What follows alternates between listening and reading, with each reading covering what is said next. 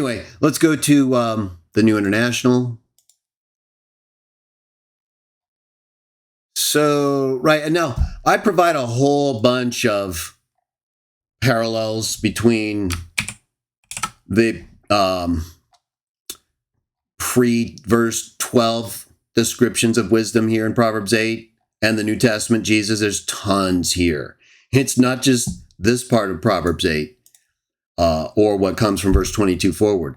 But once we get to the part where there's like these unique descriptions that really only fit Jesus. Now, the other thing is, and I mentioned this the other day, and in my Proverbs translation, I provide notes that give really good details and parallels with Proverbs 8 and Micah 5. Micah 5, I am Sam, I am, 1979. Micah 5 has a unique parallel with Proverbs 8:35 in terms of the description for the early activities of both the Messiah and wisdom that is so unique, together with everything else in this chapter in Micah 5 that parallels these two. I don't see how anyone couldn't think they're the same. I mean, they're just too unique, right? These are not like common descriptions here, right? This very unique stuff. Can't apply to God, can't apply to anyone but the Son, I would argue. Or you could say the Word, if you don't believe the Son was eternal. You think this is talking about him as wisdom. A lot of Trinitarians, especially the early 2nd century apologists, Platonists, they, because of their conception of God and his attributes, powers, they see this whole wisdom, right? Throws them. They get a little confused there. Well, they just view it differently than what it is. And we'll talk about that more in a minute when I get to the word. But I'm talking about I am Sam, I am's question about sonship prior to being born. So, right, we know about this. He brought me forth, first of his works. What came to be, all this stuff. Right here. I was given birth. Now in the, let's see. Yeah, here too, I'm sorry. Verse 24 and 25. Well, how could you not see that as okay, so in the Old Testament, God is presented as with the sons of God. In Genesis 6, or he's not presented with them in Genesis 6, but in Job 1, Job 2, Job 38, in Deuteronomy and Psalm 97 and elsewhere, he's only presented with the angels, sons of God, gods. Right? So the sons of God in terms of a description, right? Muslims don't believe in this whole.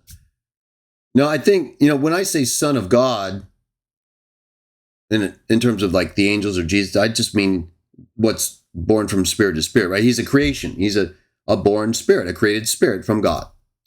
And they're in his image as spirits, and so they're his sons. And Jesus is the first one. So the sons of God are all with God in the beginning when he's making things according to Job. Here we see wisdom is with God during that exact same period of time. And it says all sons, all angels of God were with him during this time. So I don't see how, if you're going to take this in a personal way, this couldn't be one of those sons or angels. But if you don't take it in a personal way, like you just see this in a poetic or figurative sense, then you wouldn't necessarily see it as one of the sons of God. However, because of what I said earlier, and the key descriptions that identify Jesus as an actual figure of wisdom, a real person, like he's called the way, the truth, the life. Word, I will argue, is also in just a second. These are names. They're not describing him as those things, those abstractions. He's just personifying them. And he's called them in the same way that God is called love. He's not the actual feeling of love that we have ourselves. He's personified as love. So, but he's an actual person. You understand? So it's the same with wisdom here, in my view, and for the reasons I gave earlier, that not only the early church could see, but that in trying to deny, even Athanasius couldn't come up with anything sensible. He thought this was talking about the physical creation, which in no sense could that be the case, right? He's born before the mountains, before the hills, before the world, before all the things described in Job 38, where all the sons of God, all the angels are there as well. So I would argue that based on the fact that Jesus is presented as an actual real figure of wisdom in the New Testament, that this is a real figure, this is a real person. It's not an abstraction. And the unique descriptions of him being used and wisdom being used in the creation, I don't see anywhere else but in Jesus, right?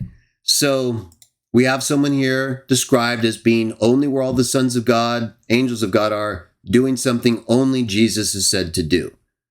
Act with God in the creation. But he's described as being given birth. Twice in the Hebrew, and I believe it's only translated once in the Greek. So, to me, if you're born, right, what are you? You're either a son or a daughter. Well, in a heavenly sense, of course, they're not male or female. These are terms attributed to them to give them meaning to us, right? So they're figurative so that we can understand the things we don't understand better. So that's why God is never a female when he's described in female terms or as a mother. They're helping us understand what he is like in relation to an actual real mother.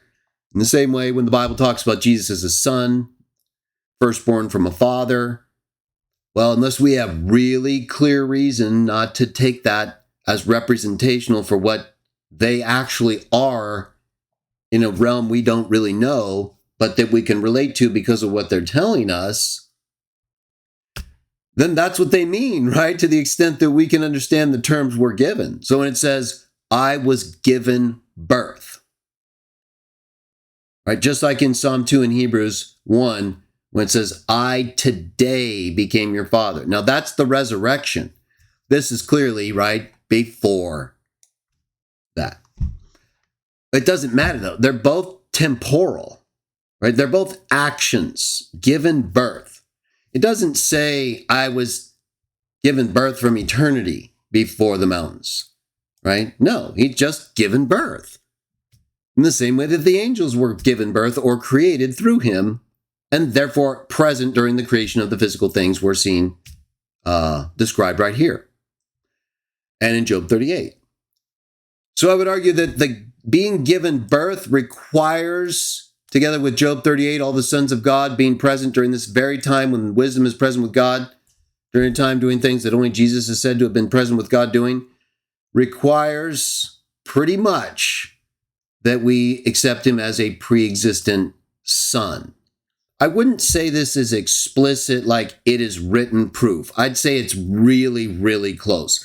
Enough for me to believe it, you understand? And allow for the possibility, like I did, that this is talking about a non-literal person, right? Maybe an abstraction like some people think, but then they flip-flop. We'll get to it in a minute on the word. But we're kind of talking about the son in relation to wisdom because they're identified as the same. And you asked me for my Old Testament proof, he's a son in the Old Testament before born as a man.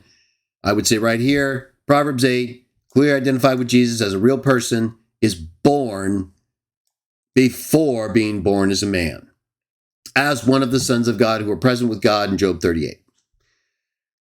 And I would also, right, it's funny, sometimes people say, well, Proverbs 30. Well, did you see what Proverbs 8 just had to say about God and his first creation, the one he gave birth to? The idea of sonship was very prevalent in I would argue, the inspirer, wisdom of Proverbs and those who were writing it. They understood the cosmology in a way that is similar to us, but that was limited according to what they were told. So, right, when we get here, Proverbs 30,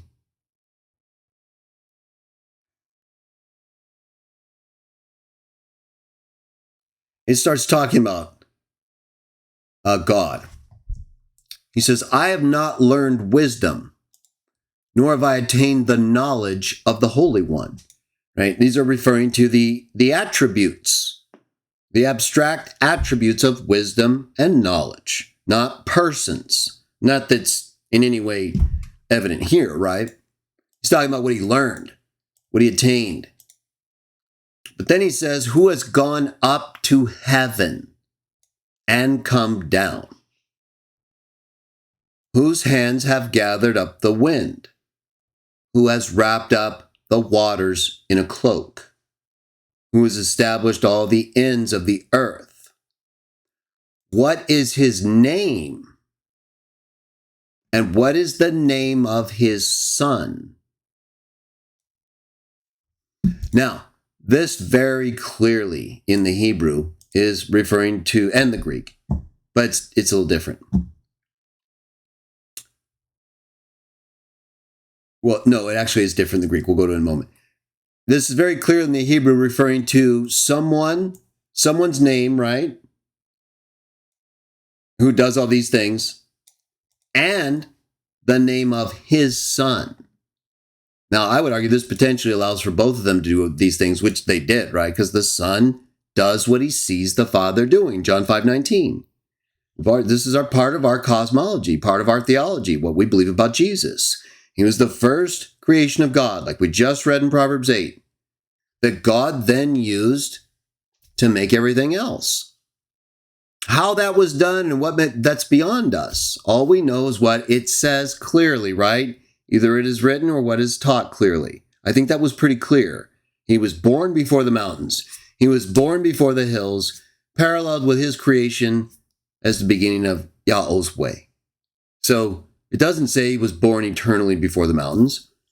The angels are there when all these things are happening according to Job 38. So this isn't eternity. We know that time actually takes place in heaven. We not only see this in the Genesis account, but we see it in the coming of the sons of God on a day before Yahweh. We see it also here in Proverbs 8. It says wisdom was doing things before him during every day, Yom, before the creation of the actual physical time. And I'm going to talk about more in a future video, the book of Revelation and other books of the Bible regularly describe spiritual phenomena that mark events as occurring outside of the physical realm. Whether it's angels blowing trumpets, pouring out bowls, or events happening sequentially in God's presence in heaven around his throne. It says when these certain things happen, then these other things happen in heaven. Okay, well, those are markers of time. I'm going to do a whole video about it, maybe even in this series. But it's all throughout the Bible. Whenever it's talking about things happening in heaven, in the spirit realm, it always is describing them in relation to events that occur or that are said to have happened or been done to mark the next thing that will happen. Just like we read in Job, and just like we see in other accounts in the Bible where things take place in heaven at specific times, like I mentioned in Proverbs 8. But right here it says that the subject being God here, the Holy One, he has a son. And this is the Old Testament.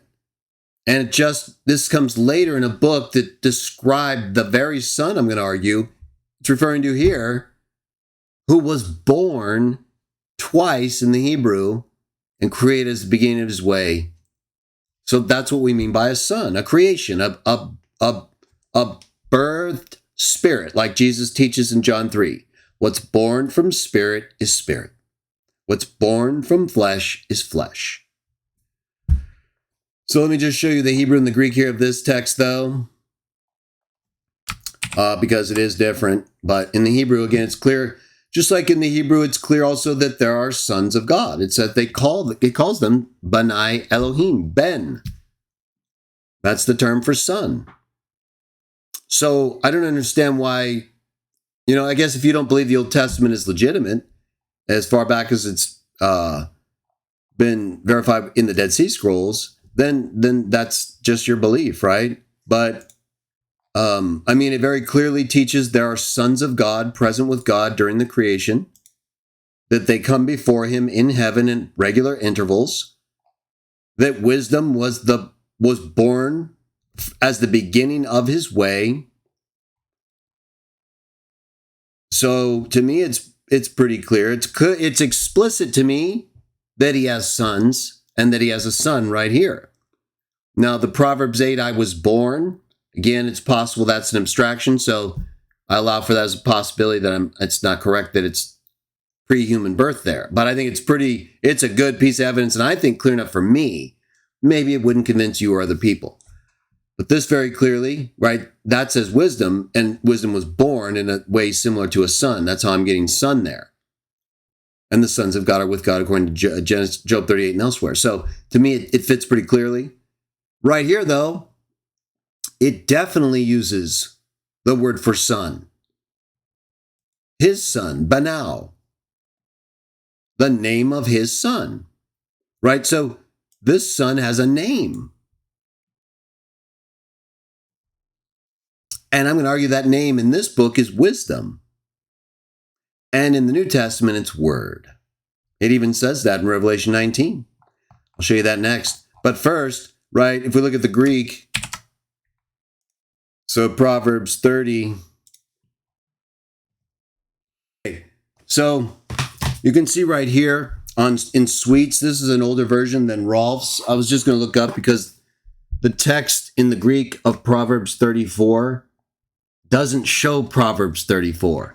You got to go to Proverbs 24.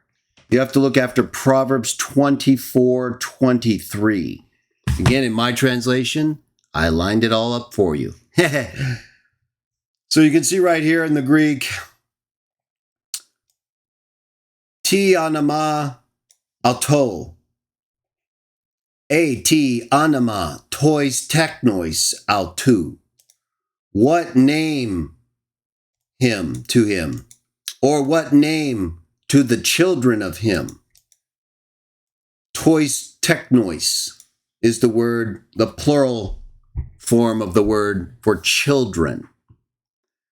So in the Greek, unlike the Hebrew, where it says, what is the name of his son, Benau, the Greek says, what is the name of his children? Now, why is that important? Well, it's important conceptually because it tells us that the translators of the Septuagint, I guess, understood that he had more than one son. That's the only thing I can think of. It says right here, what is his name and what is the name of his children? So the Jewish translators had a conception of God as having children in their understanding of the name, his name and the name of his son from the Hebrew.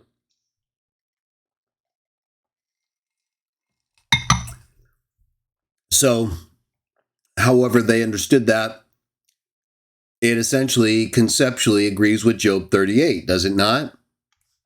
Sons of God.